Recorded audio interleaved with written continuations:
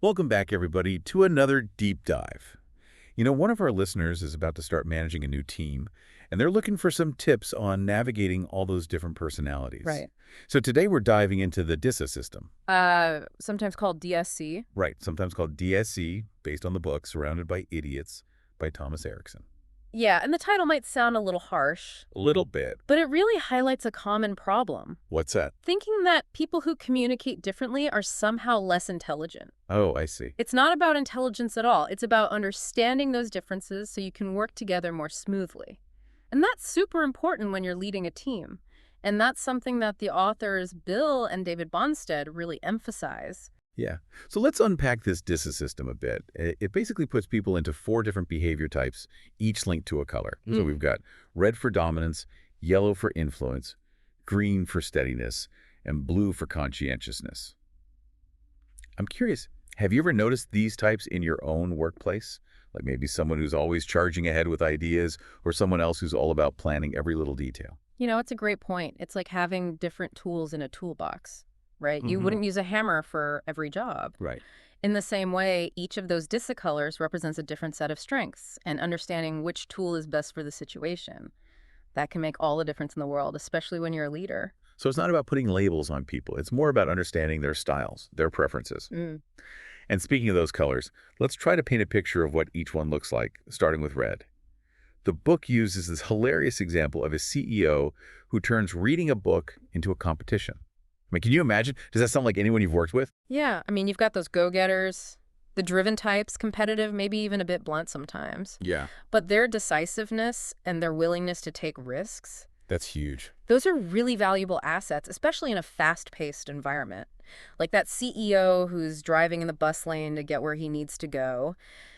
Efficient, but maybe not always by the book. Right. So if you're leading a team with someone who has a strong red personality, Right. you might need to be really clear and direct with your expectations, focusing on those goals and outcomes. Got it. So it's like they're always hitting the fast forward button. Yeah. All right, let's switch gears now and talk about yellow. The source material mentions Moran, a sales director who was just incredibly optimistic and had this infectious laugh. Does that sound familiar at all? Oh, yeah. The yellows, they're enthusiastic, persuasive, always the life of the party. Definitely. And they really excel at building relationships.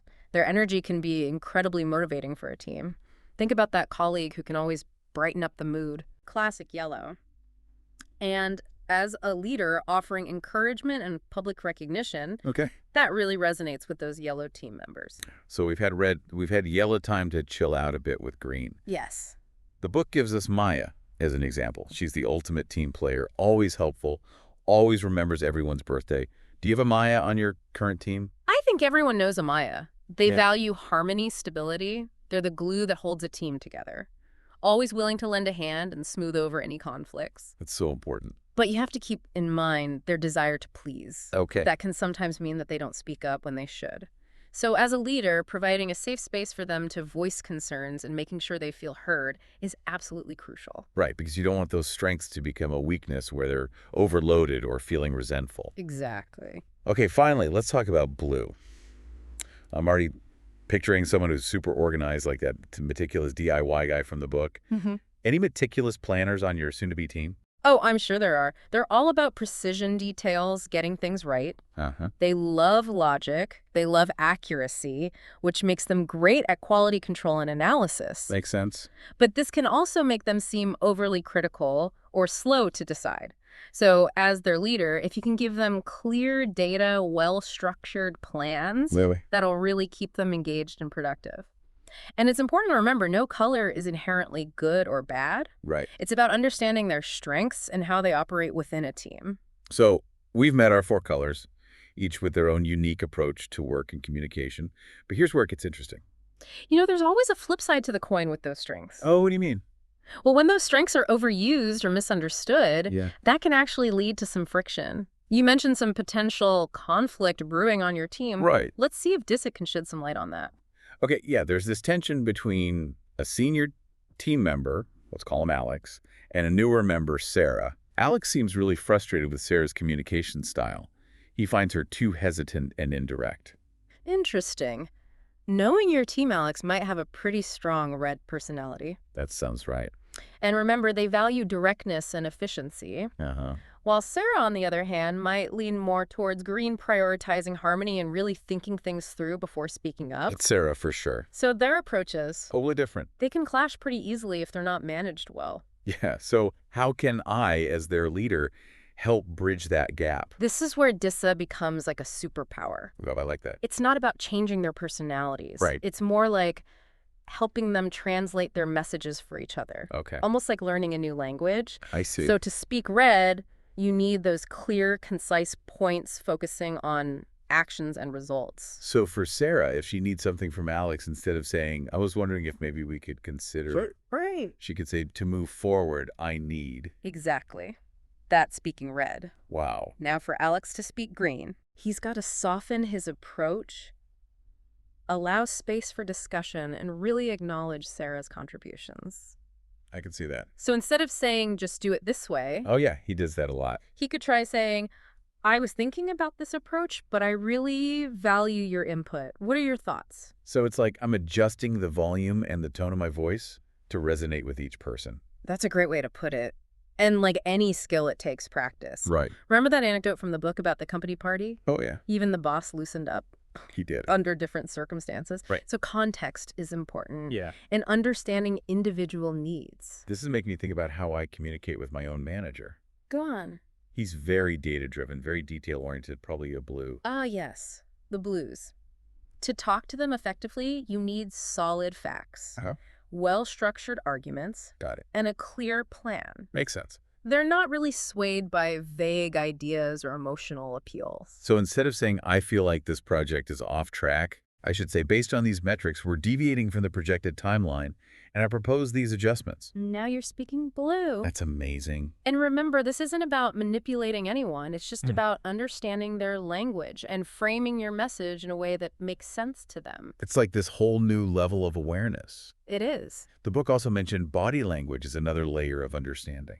Absolutely.